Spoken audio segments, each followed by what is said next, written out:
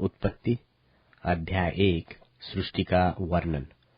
आदि में परमेश्वर ने आकाश और पृथ्वी की सृष्टि की, और पृथ्वी बेडौल और सुनसान पड़ी थी, और गहरे जल के ऊपर अंधियारा था, तथा परमेश्वर का आत्मा जल के ऊपर मंडलाता था। तब परमेश्वर ने कहा, उजियाला हो, तो उजियाला हो गया। और परमेश्वर ने उजियाले को देखा कि अच्छा है, और परमेश्वर ने उजियाले को अंधियारे से अलग किया, और परमेश्वर ने उजियाले को दिन और अंधियारे को रात कहा। तथा सांझ हुई, फिर भोर हुआ। इस प्रकार पहला दिन हो गया। फिर परमेश्वर ने कहा, जल के बीच एक ऐसा अंतर हो कि जल दो भाग हो जाए।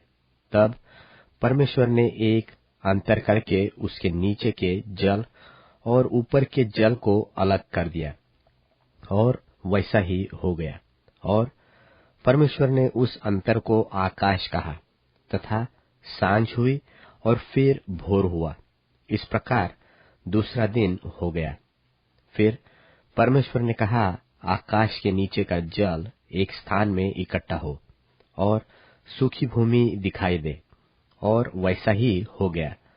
और परमेश्वर ने सूखी भूमि को पृथ्वी कहा, तथा जो जल इकट्ठा हुआ उसको उसने समुद्र कहा।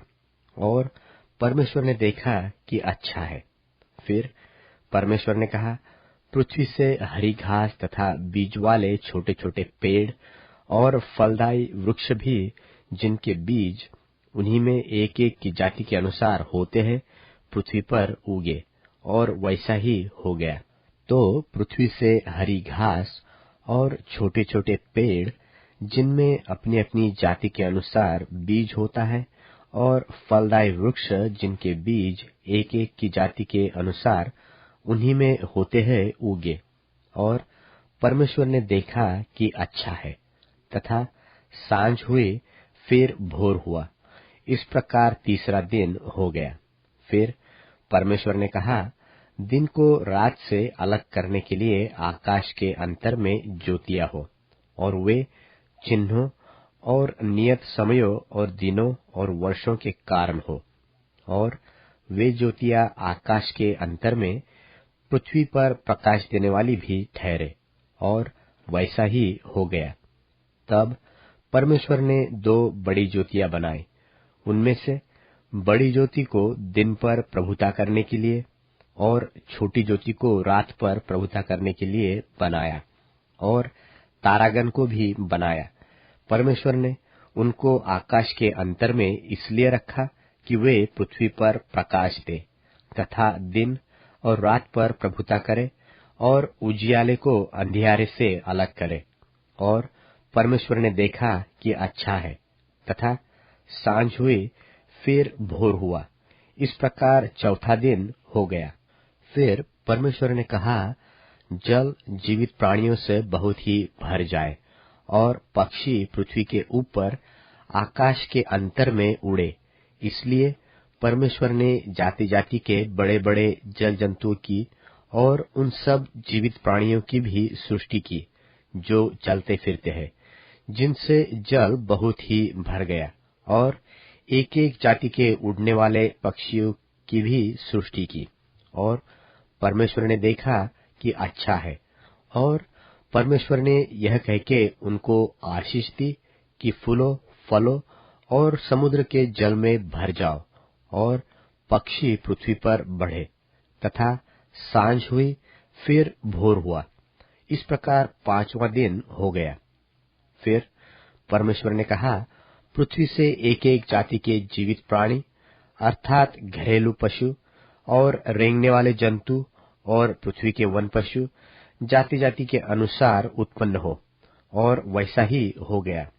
सो परमेश्वर ने पृथ्वी के जाति जाति के वन पशुओं को, और जाति जाति के घरेलू पशुओं को, और जाति जाति के भूमि पर सब रेंगने वाले जंतुओं को बनाया। और परमेश्वर ने देखा कि अच्छा है। फिर परमेश्वर ने कहा, हम मनुष्यों को अपने स्वरूप के अनुसार अपनी समानता में बनाए, और वे समुद्र की मछलियों और आकाश के पक्षियों और घरेलू पशुओं और सारी पृथ्वी पर और सब रेंगने वाले जंतुओं पर जो पृथ्वी पर रेंगते हैं अधिकार रखे। तब परमेश्वर ने मनुष्य को अपने स्वरूप के अनुसार उत्पन्न किया, अपने ही स्वरूप के अनुसार परमेश्वर ने उसको उत्पन्न किया, नर और नारी करके उसने मनुष्यों की सृष्टि की। और परमेश्वर ने उनको आशीष दी और उनसे कहा, फूलो फलो और पृथ्वी में भर जाओ और उसको अपने वश में कर लो और समुद्र की मछलियों तथा आकाश के पक्षियों और पृथ्वी पर रेंगने वाले सब जंतुओं पर अधिकार रखो। फिर परमेश्वर ने उनसे कहा, सुनो, जितने बीज वाले छोटे छोटे पेड़ सारी पृथ्वी के ऊपर हैं और जितने वृक्षों में बीज वाले फल होते हैं, वे सब मैंने तुमको दिए हैं, वे तुम्हारे भोजन के लिए है। और जितने पृथ्वी के पशु और आकाश के पक्षी और पृथ्वी पर रेंगने वाले जंतु हैं, जिनमें जीवन के प्राण हैं, उन सब के खाने के लिए मैंने सब हरे हरे छोटे पेड़ दिए हैं। और वैसा ही हो गया। तब परमेश्वर ने जो कुछ बनाया था सबको देखा, तो क्या देखा कि वह बहुत ही अच्छा है। तथा सांझ हुई, फिर भोर हुआ, इस प्रकार छठवां दिन हो गया।